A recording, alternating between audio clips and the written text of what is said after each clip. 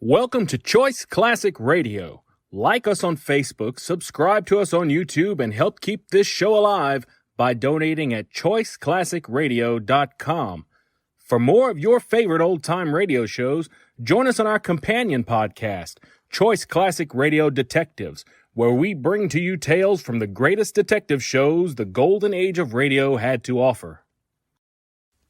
And now, with 526 episodes broadcast from 1941 to 1952, we bring to you The Inner Sanctum Mystery.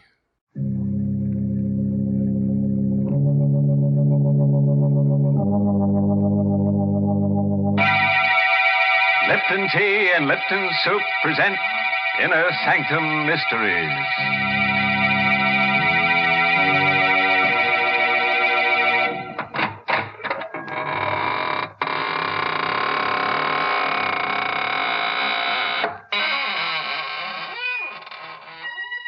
Good evening, friends of the Inner Sanctum. This is your host to welcome you in through the squeaking door. We're having a party tonight for two of my favorite corpses. I call them Romeo and Juliet. They're newly deads, you know. Yes, she's the daughter of a famous society murderer, and he's the pride of the East Side morgue. Oh, they're so happy together in their mausoleum built for two. And you should see the bridal casket. Shame on you, Mr. Host, making fun of such a tragedy. But, Mary, it was a touching ceremony. Of course, I stood up for the groom. Naturally, the poor fellow couldn't stand up for himself. Oh, please. It's an occasion for tears, not for laughter. That's right, Mary.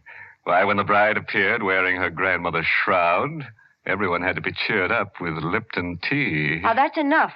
I will not have Liptons mentioned at a time like that. Lipton tea is for people who know how to enjoy life. These are the folks who really appreciate Lipton's famous brisk flavor. Yes, that word brisk, B-R-I-S-K, makes a big difference when you're sitting down to a cup of hot tea. Brisk means that Lipton tea tastes fresh and full-bodied, never flat or wishy-washy. I wish you'd try Lipton's, folks, even if you're not a regular tea drinker, because you just don't know how good tea can be till you know how good Lipton's is. Well, Mary, let's tee off into tonight's story. It's called The Shadow of Death, and it's an original radio play by that boogie-woogie man, Robert Sloane. Yes, and our star tonight is Richard Widmark, who plays the role of Howard. All set? Then turn off the lights and let in the shadow of death. On a lonely dirt road that borders the village cemetery, a single car slows to a stop and parks in the moonless night. Inside it, a man leans back in his seat and reaches for the hand of the girl he loves. Howard. Yes, dear? Why did you stop here? The cemetery's right over there. Oh, I didn't notice. You drove here last night, too. Did I? Yes. Well, you're not frightened, are you? Tonight I am. You've been so strange, so far away. I feel as if I hardly know you. Darling, you mustn't feel that way. What's the matter, Howard? There's something on your mind. I'm going away, Marie. Oh, no. And I'm not coming back. Howard, why? Well, I don't really know if I can explain it. It seems so incredible, and yet I know it must be true. What? Something I've discovered about myself. Something strange and frightening, Marie. Wherever I go, I seem to cast a shadow. A shadow of death. I don't understand. No, I didn't either at first. I thought it was just a strange coincidence. But it isn't. It's me. I bring death wherever I go. Oh, Howard, you don't really believe that. Well, how can I believe anything else? Haven't you noticed what happens to every living thing I have around me?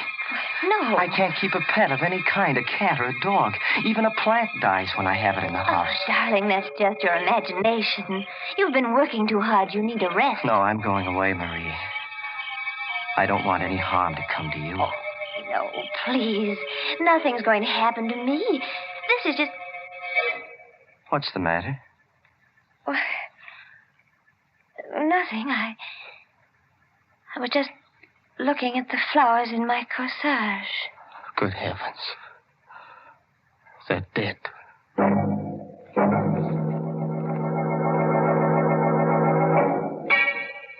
You don't believe me either, do you, Doctor? Well, let's not put it on that basis, Howard. After all, I've been trained to look for the physical causes of death, not the supernatural. Then what do you think I should do?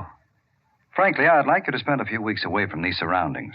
Go up to the sanitarium I told you about. They'll take good care of you up there. All right, Doctor. I'll make arrangements to go tomorrow. But I know it won't do any good. You'll be surprised, Howard. 2 or 3 weeks from now, you look back on this as a... Yes? That's strange. Those goldfish in my aquarium. They're all dead.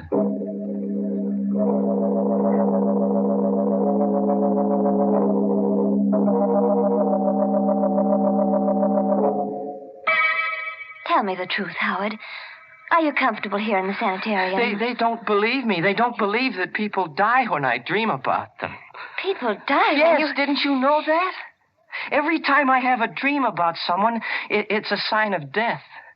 And the next morning when I wake up, I look in the obituary column and I see the name of the person I dreamt about. Howard, what have they done to you here? Nothing, only they don't believe me. The dreams, I mean. I had to prove it to them this morning. And it made me feel very bad. What made you feel bad? The dream I had last night. I killed a man, Marie. What? I killed him in my dream. Oh. He was a good friend of mine, too. He lived right across the hall. Oh, Howard, please, you've got to get hold of yourself. But I'm afraid, Marie. I don't want to dream anymore. Oh, darling, I can't bear to see you this way. What way? I'll get you out of here. I promise, Howard. I'll get you out of here today.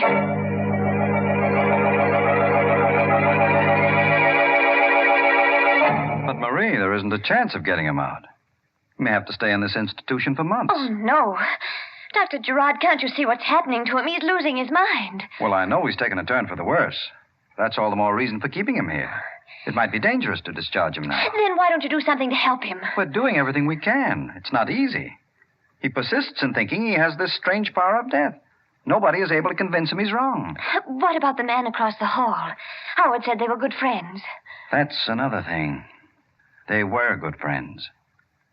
But unfortunately, that man died this morning.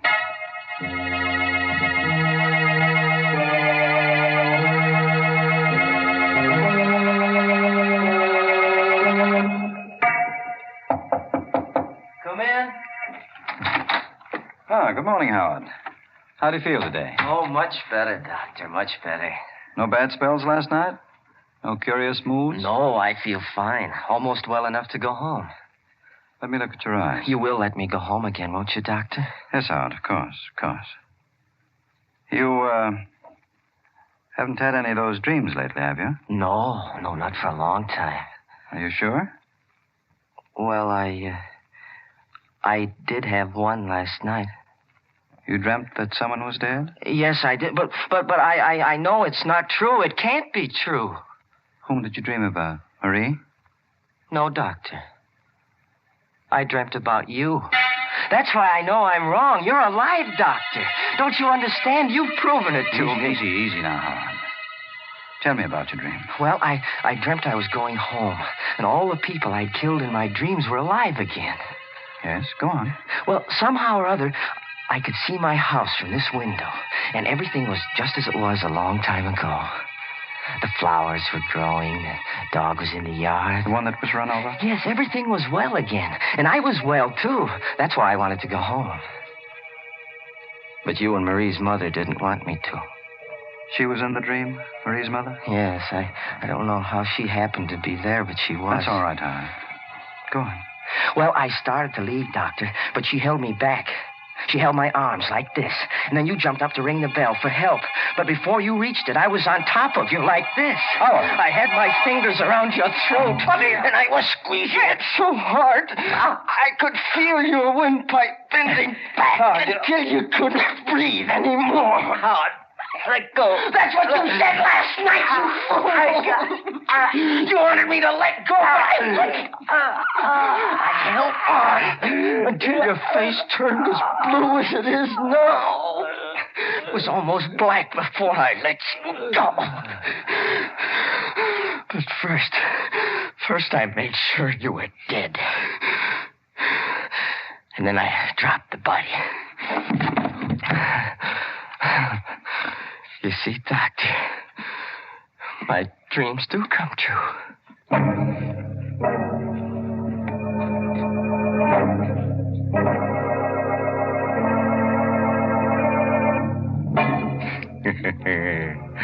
Well, have you had any good dreams lately? Howard has. And you know, his dreams don't need interpretation. No, they need cremation. Say, it's a lucky thing that guy works on the night shift. It'd be awful if he had daydreams, too. Good gracious, yes. His dreams not only walk, they commit murder. Mary, I was about to say that. Please leave the jokes to me.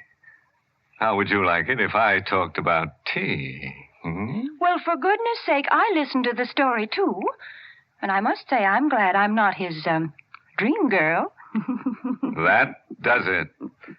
Friends, let me tell you about Lipton tea. All right, you win. But it's only because I have something important to say about Lipton's. Folks, did you know that Lipton's is the largest selling brand in the whole world? Yes, and the reason for that is Lipton's well-known brisk flavor. You know, that word brisk is the tea expert's word for tangy, full-bodied tea, for Lipton tea. Lipton's is always fresh and spirited, never flat or wishy-washy. That's why lots of people drink it not just at meal times, but whenever they're taking it easy for a minute during the day. So, folks, try Lipton's and get acquainted with that brisk flavor. Well, let's get back to our dream man and find out what he does in his waking moments. When we left him last, he had just done a little manual work on Dr. Gerard's windpipe. And now, as the good doctor lies comfortably on the sanitarium floor, Howard is in the process of going through his pocket. Well, I'll have to have the keys to your car, Doctor. I'll need them to get back home. I hope you won't mind if I hide you under this bed.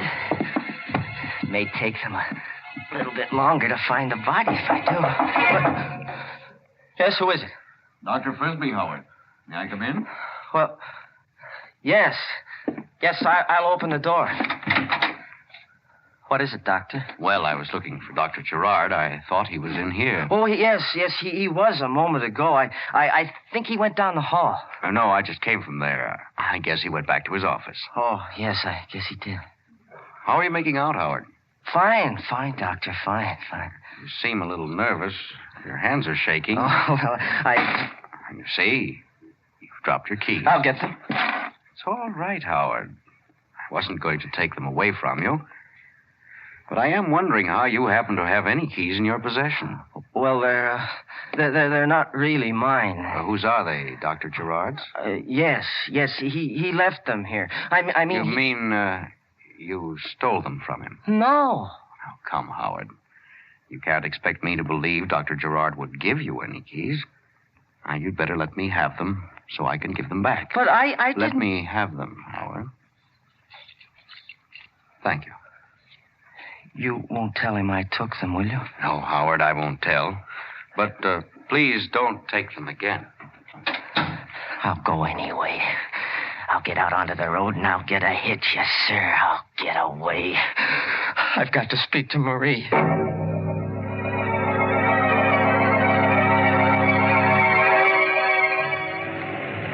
Going down, mister? Guess not. I guess I'm not... Oh, here comes another one. Hey, stop! Give me a ride, will you? Give me a ride, please, mister. Oh, he's stopping. Hey, wait for me, will you, mister? I'm coming. I'll be right there. Oh, gee, thanks, mister. You going into town? Yes, Howard, but you're not. Dr. Frisbee. Yes, I've been watching you ever since you took those keys. I thought you'd try something like this. Well, I had to, Doctor. I understand. Better get in the car, Howard, so we can talk this thing over. All right. You know, it's silly to run away from our place up there. If you really want to go home, all you have to do is ask. I did ask. When? This morning. Oh, wait a minute. Don't start the car. Why not? There's a truck coming. In back. Where? Oh, Howard! Let go of me, Howard! I've got to have this car, Doctor. When I'm finished with it, I'll return it to you.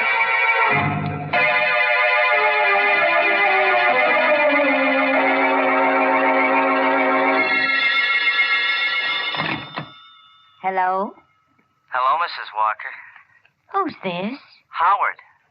You remember me, don't you? Howard, where are you? In a telephone booth around the corner. You're not in the sanitarium? No, I've been discharged. Dr. Gerard said I could go. You mean you're well again? Yes, I'm completely cured. Oh. Oh, I see. You don't sound very happy about it, Mother. Where's Marie? She's out on a date. When will she be back? Well, I don't know, Howard. She didn't say. I've got to see her again, Mrs. Walker. I've got to see her once more before I die. Before you die? Yes, I haven't much longer to live. Now, where is she? Well, I think she said she was going to movies. You're lying. I'm not, Howard. I just can't be sure. But if you go to the theater, you might find her there. You don't want me to see her, do you? No, not until I've spoken to Dr. Gerard. Why? Don't you believe me? Don't you believe I'm well again? No, Dr. Gerard... Never mind what he said. Mrs. Walker, you mustn't dislike me. I'm very fond of you. You are, Howard? Yes. I've been thinking a lot about you lately, while I was in the sanitarium. Last night, I even had a dream about you.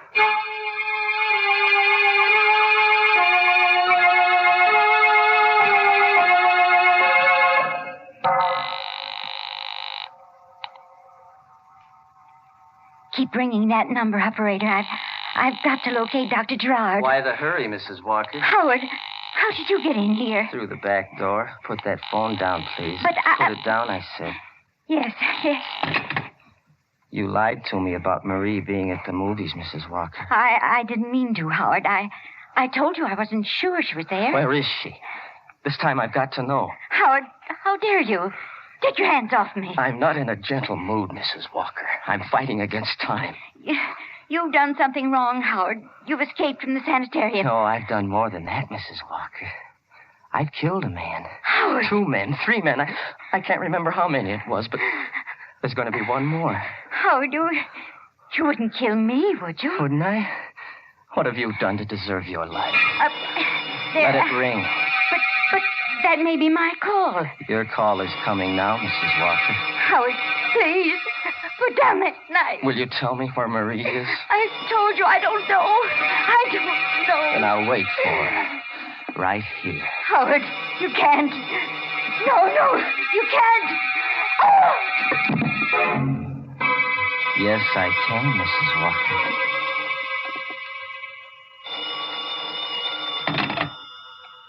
Hello? Hello, this is Dr. Frisbee Sanitarium calling. Is Mrs. Walker there? I'm sorry.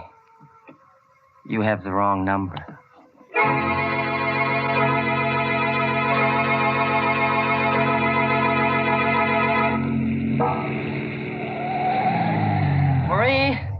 Marie, darling? Why, Howard. Howard, what are you doing here? I've been waiting for you to come home, darling. Aren't you glad to see me? Oh, yes, of course I am. It was such a surprise I couldn't catch my breath for a minute. Where's Mother? Upstairs. Why? Oh, I just wanted to know. You had no other reason? No.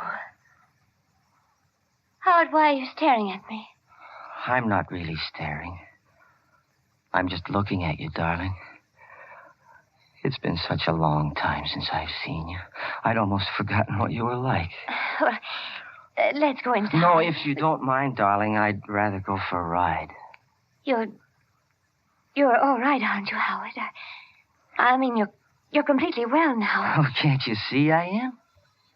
Yes, but yes. Then let's not wait any longer, darling. Come on, we'll go for a ride.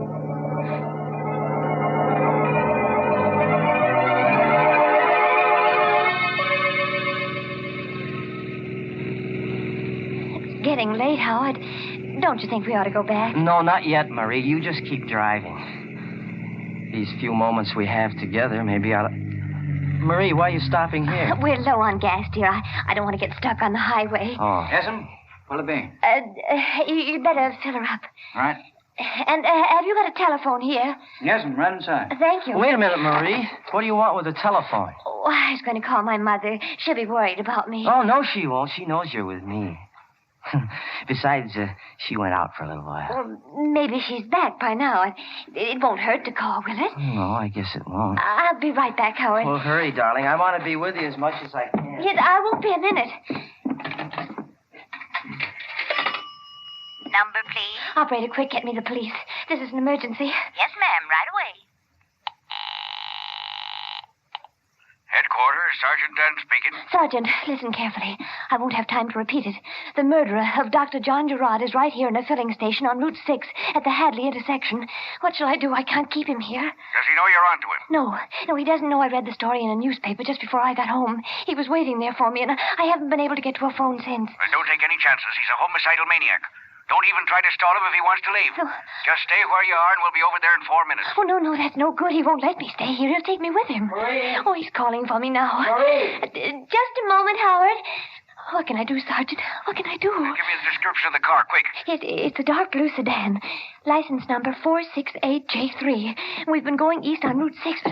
Oh, I can't talk anymore. He's coming. Marie, for heaven's sake, what kept you so long? Oh, I had a hard time getting the number. There was something wrong with the lines. But you were talking to somebody. Yes, I was speaking to Mother. You were speaking to your mother? Yes. She told me not to stay out too late. You're lying, Marie. No, I'm not, Howard. I talked to her. You talked to the police. That's why you lied to No. me. You did. Your mother's dead. Howard. I know, because I killed her. No. Be quiet. Get back into the car. You're coming with me. No, Howard. Howard, you're hurting my arm. Get back in the car. Hey, you leave her alone. Keep out of this, you fool. Leave her alone. I told you to keep out of this. Howard, no. Hey, put down that wrench. Now put it down. Howard, how could you? Never mind. Get into the car.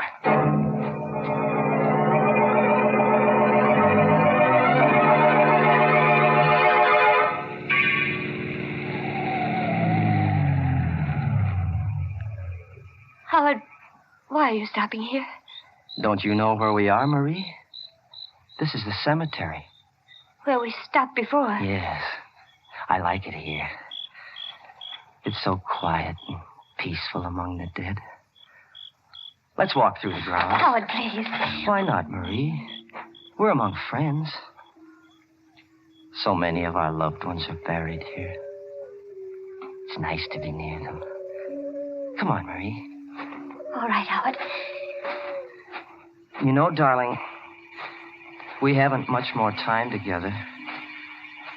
The shadow of death has fallen across our path. You said something like that before, but you never told me why. I'm being selfish, Marie. I know I have to die, and I want you to come with me. Why do you have to die, Howard? Because I haven't been true to myself, darling. I haven't been true to this power I have. The power of death? Yes. I've helped it along sometimes. Like that dream I had about my friend in the sanitarium. Like the flowers in my garden. Like those fish at Dr. Gerard's. You killed them? Yes. I knew they were going to die. But I shouldn't have helped them. That's why I'm being punished. But Howard, why are you punishing me? I don't want to die alone, Marie. We've been away from each other so much, darling. I want us to be together from now on. But... Don't be afraid, darling. I'll be gentle, Marie. So gentle. But you're making a mistake, Howard. No. You are. You've forgotten what you've done. You can't kill me, darling. Why not? Why, good heavens, Howard, don't you remember? Don't you remember that day at the sanitarium? You said you dreamt about me. No. No, I couldn't have. Yes, you did. Didn't they tell you what happened? No. Your dream. Your dream, it was true. That's why you can't kill me now. Marie, you mean... Yes, Howard. I'm dead. I can't believe it. Oh, you must believe it. Here. Look at this tombstone. My grave is right here. No. Read what it says. Read the name on it. It's your name, Marie. Your name. Marie Walker. Yes. Then you really are dead. I told you I was, Howard. The shadow of death passed over me.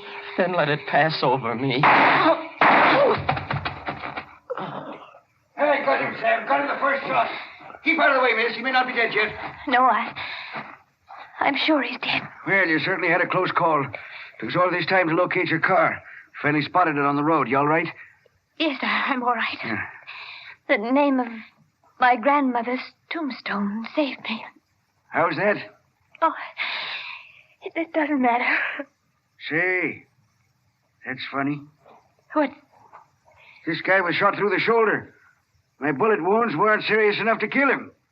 What do you mean? Well, I know it sounds crazy, but my shots didn't kill him. He was dead before I hit him.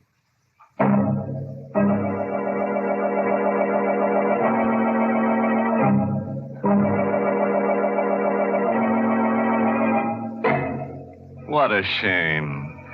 Wasting two perfectly good bullets on a guy that was dead all the time. Well, at least they won't have to go far to bury him. Here's one villain who died practically in the middle of his own plot.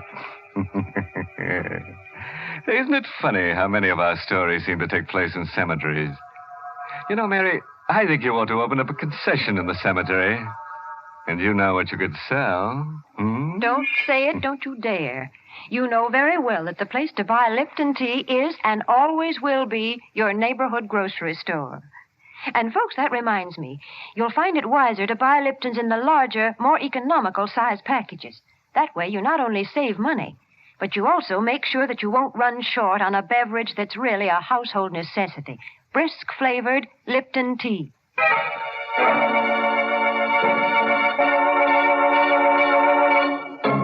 Well, before I put the skeletons back in their closets, I'd like to give you a parting word of advice. A body should never be left alone at the morgue at night. After all, it might become slab happy.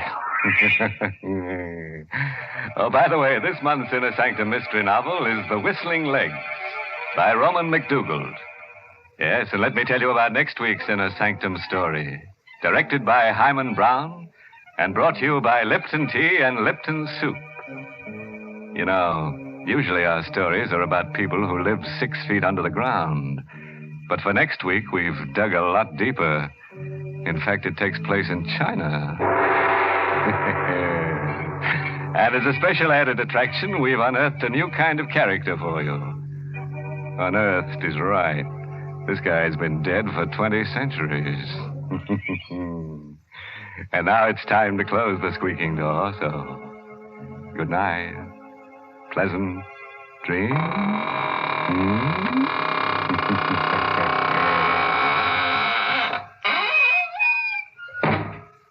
Ladies, if your child comes home from school for lunch, you want to give him a quick but appetizing meal. And that's why you should serve Lipton's noodle soup. You see, Lipton's takes no time to prepare, and yet it has a fresh-cooked, old-fashioned chickeny flavor, and is just swimming with tender golden egg noodles. Your children will love Lipton's grand homemade taste. So don't forget to serve Lipton's noodle soup. And don't forget to tune in next Tuesday night for another Inner Sanctum mystery. This is CBS, the Columbia Broadcasting System.